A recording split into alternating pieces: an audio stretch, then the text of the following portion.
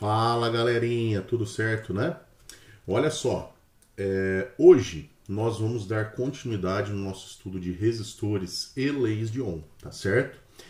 No módulo anterior, nós já falamos sobre a primeira lei de Ohm, definição de resistores.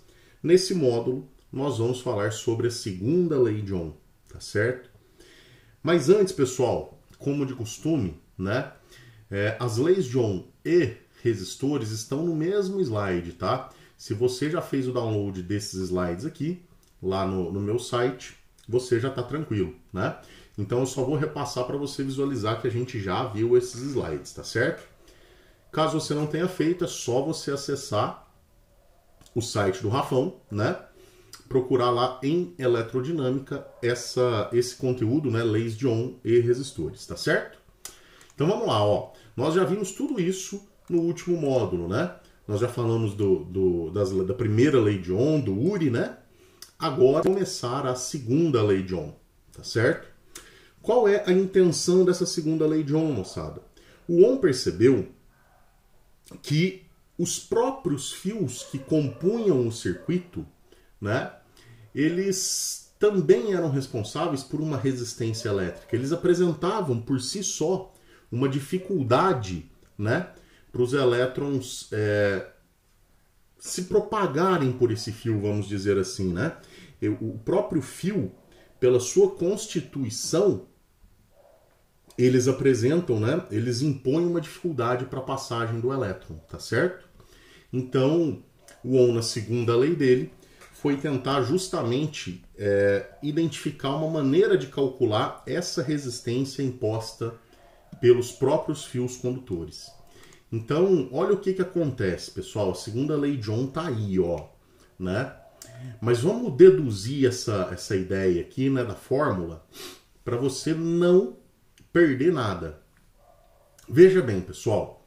Aqui, de maneira muito esquemática, né, de maneira muito bobinha, eu representei um fio que tem um comprimento L, uma área de secção transversal A, tá certo?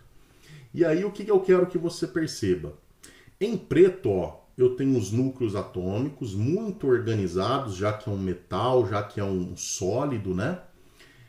Um espaço entre esses núcleos extremamente pequeno. É lógico que o Rafão exagerou pra caramba nesses espaços, né? Mas é só, como eu disse, uma representação. E os elétrons livres, ó, vão percorrer esse pedaço de fio, todos na mesma direção em sentido, porque eles vão estar levando energia elétrica, né? Eles constituem aqui uma corrente elétrica, tá certo? Aí você pode se perguntar, Rafão, como que o material que constitui um fio impõe resistência elétrica? Gente, pensa comigo. Imagina que você é um elétron, você tem que passar por esse fio. Você tem um espaço mínimo entre esses núcleos. Então, para você atravessar esse fio de cabo a rabo, você tem que ir zigue-zagueando, né? Você tem que ir desviando desses núcleos. Essa necessidade de você desviar desses núcleos atômicos faz o elétron interpretar isso como uma resistência. E aí, devido a esses desvios, o elétron vai perdendo energia. Essa energia elétrica que ele tem acumulada, ele perde um pouco na forma de calor. E aí é por isso que você pode interpretar esse fio como possuidor de uma determinada resistência. Porque a resistência que faz você perder energia elétrica na forma de calor, não é isso? Ah, Rafael, então beleza. E aí, quais são os fatores que podem influenciar nessa resistência? Pessoal, os fatores que influenciam na resistência são muito simples. Primeiro, vamos analisar o comprimento do fio. Imagine que você tem um comprimento de fio desse que está no seu slide. Ou imagine que você tem um comprimento de fio, ó, de uma ponta a outra do slide. Traduzindo, vamos analisar um fio mais comprido e um fio mais curto. Você sendo um elétron e tendo que atravessar esse fio, seria mais fácil você, lógico que é o mesmo material, o fio com a mesma área, imagina que os dois fios são idênticos, o que a única coisa que mudaria seria o comprimento, né? Um mais longo e um mais curto. Dessa forma, você sendo um elétron, Para você desviar, pessoal, desses núcleos atômicos e atravessar o fio, seria muito mais fácil você atravessar um fio curto. Por quê? Porque você tem que desviar de menos núcleos atômicos. Ah, Rafael, então você está querendo me dizer que quanto maior o comprimento do fio, maior a quantidade de núcleos atômicos esse elétron teria que desviar para passar de uma ponta a outra. Consequentemente, ele interpretaria isso como uma resistência maior. Perfeito. Então, olha só, a resistência desse fio é diretamente proporcional ao comprimento dele. Né? Quanto maior o comprimento, maior a quantidade de núcleos atômicos, aí esse elétron tem que ir desviando de muito mais núcleos até chegar numa outra ponta. Então o elétron encara isso como uma resistência maior. Pô, Rafão, show de bola. Com relação ao comprimento do fio, já estou entendendo. Pessoal, com relação agora à área da secção transversal. Eu sempre costumo falar para o pessoal assim, ó, essa área,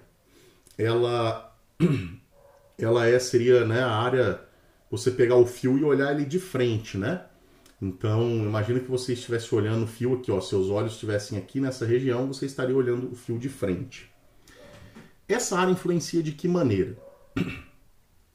Imagine que você tenha que passar com uma velocidade muito alta por uma região com vários obstáculos e essa região tivesse uma área pequena, ou você imagina passar pela mesma região, só que com uma área muito maior, com muito mais opções para você, mesmo você tendo obstáculos, né?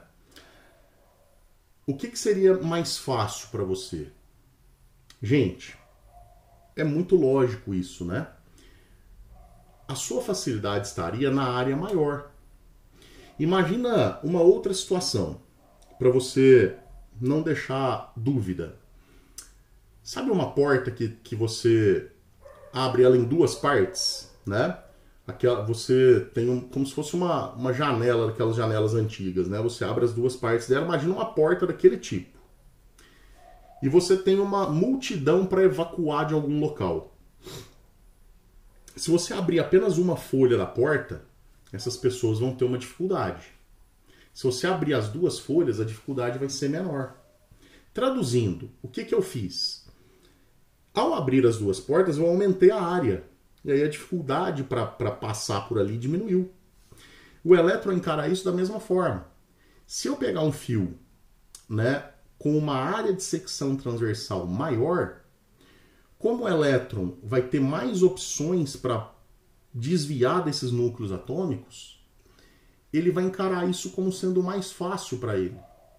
Ah, Rafa, então peraí, você está querendo me dizer que a área maior diminui a dificuldade e uma área menor aumenta a dificuldade. Exatamente isso, gente. A área é inversamente proporcional à resistência. Por isso que, olha só, a resistência do fio é inversamente proporcional à área da secção transversal desse fio. Tá certo? Quanto maior a área, mais fácil para esse elétron passar. E ainda existe uma outra grandeza, que você está vendo aí, ó. Essa letrinha aí que a gente chama de ρ. Esse ρ, gente, é uma característica do material que constitui o fio. Né? Essa característica do material que constitui o fio tem a ver com a estrutura do material. E a gente chama de resistividade do material que constitui o fio. Né? Ah, Rafael, então peraí. Se eu tiver dois fios idênticos, de mesma área, né, idênticos geometricamente falando, né, de mesma área e mesmo comprimento, mas de materiais distintos, cada fio vai ter uma resistência? Perfeito. Por quê? Porque cada material vai apresentar uma maneira de organizar esses núcleos atômicos, ó, diferente da outro. Ah, Rafael, então peraí, meu. Se eu tenho uma organização diferente desses núcleos, o que eu quero que você perceba, gente? Eu tenho uma diferença de dificuldade, né? Para esse elétron propagar por esse fio, tá certo? Então, olha só, gente. Aqui tem uma discussão muito bacana do que seria resistividade que a gente já fez, né? É uma característica do material que constitui o fio que tem a ver como os núcleos atômicos se organizam, né? Quando você tem a ligação metálica, eu não sei se você lembra, você tem os núcleos do metal se ligando, e aí cada ligação forma uma estrutura, né? Dependendo do material que você tem. E essa estrutura, por si só, pode impor mais dificuldade ou mais facilidade para a passagem do elétron, tá certo? E é justamente disso que trata a resistividade. Vai mostrar para mim se o material em si, ao se organizar as partículas desse material, impõe muita ou pouca dificuldade à passagem da corrente elétrica e dos elétrons livres, tá certo? Aqui, gente, ó, eu mostro para você alguns materiais, né? E as suas respectivas resistividades, né? Esses valores estão numa temperatura média de 20 graus Celsius. Por quê? Em algum momento oportuno nós vamos tratar disso, mas a temperatura, como ela está relacionada com a agitação das partículas, imagina essa estrutura, né? Numa temperatura mais alta, os núcleos atômicos estão agitados, então essa agitação ia dificultar ainda mais o movimento do elétron, que teria que desviar desses núcleos com uma agitação cada vez maior, né? Então a gente pega uma temperatura média aí para medir a resistividade, tá? Você percebe que os metais, né, ó, que são os melhores condutores, né? Eles apresentam uma resistividade bem baixa. Já os isolantes, ó, tem uma resistividade muito alta. Então, qual que é a ideia? O metal, por ter menor resistividade, por oferecer menor dificuldade à passagem da corrente e do movimento do elétron, ele tem grande condutividade. Já o isolante, por ter alta resistividade, ou seja, ele impõe muita dificuldade à passagem da corrente e do elétron, ele tem baixa condutividade. Tá joia? Então essa é a ideia, né? Na verdade, o que determina essa condição de condutor e isolante é justamente isso. Resistividade e condutividade, né? Um é o inverso do outro, tá certo? E aí você entende, ó, os nossos fios, né? Eles são de cobre, né? A fiação da nossa casa, por exemplo. Em alguns circuitos bem sensíveis, a gente usa o ouro, né? Por quê? Porque como ele tem uma baixa resistividade, né? O aquecimento que ele oferece é mínimo. Então, inclusive, dentro do nosso computador, você tem lá no processador regiões que não podem aquecer muito. Você já viu isso. Às vezes seu computador esquenta demais, o seu celular aquece demais, ele desliga temporariamente, né, para não danificar o circuito mais sensível. Então, nessa hora, você precisa de materiais de baixíssimas resistividades. E o ouro é um deles, né? E aí, como esse ouro tem uma maleabilidade, né, muito fácil, né, você consegue transformar ele em um fio muito maleável, né, você acaba utilizando o ouro como componente dessas partes elétricas aí do circuito, né, de partes mais sensíveis, tá certo? Muito bom. Rafão, a fórmula da resistência imposta pelo próprio condutor, então, é ρ, que multiplica L dividido por A. É a famosa fórmula da rola, né? ρ, que multiplica L por A. Então, resistência é igual a rola, né? E para a gente finalizar esse estudo propriamente dito, nós temos que apenas analisar as unidades, né? A unidade do comprimento, isso lógico, no sistema internacional, por favor, né? O comprimento do fio em metros, a área da secção transversal do fio em metro quadrado, a resistência em ohm, e aí se você fizer a análise dimensional, né? Você vai ter a resistividade em ohm vezes metro, tá certo? Então eu peço muito cuidado para você, uma vez que a resistividade, por ser uma grandeza constante de cada material, vai mandar nas unidades dos exercícios. Ah, Rafael, então peraí, se tivesse ohm vezes milímetro na resistividade, lógico que não estaria no sistema internacional, mas se porventura o exercício trouxer ohm vezes milímetro, tem que colocar a área em milímetro quadrado e o comprimento em metro.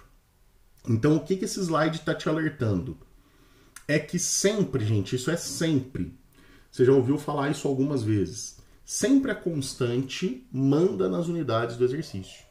Nesse caso, a constante é a resistividade. Então, é justamente ela que vai mandar nas unidades tanto de comprimento quanto de área, e a resistência a gente basicamente vai ver em ohm mesmo, tá? Então é isso. A gente encerra esse estudo da segunda lei de Ohm por aqui. Eu aguardo vocês lá na resolução de exercício, tá certo? Um grande beijo no coração, até mais!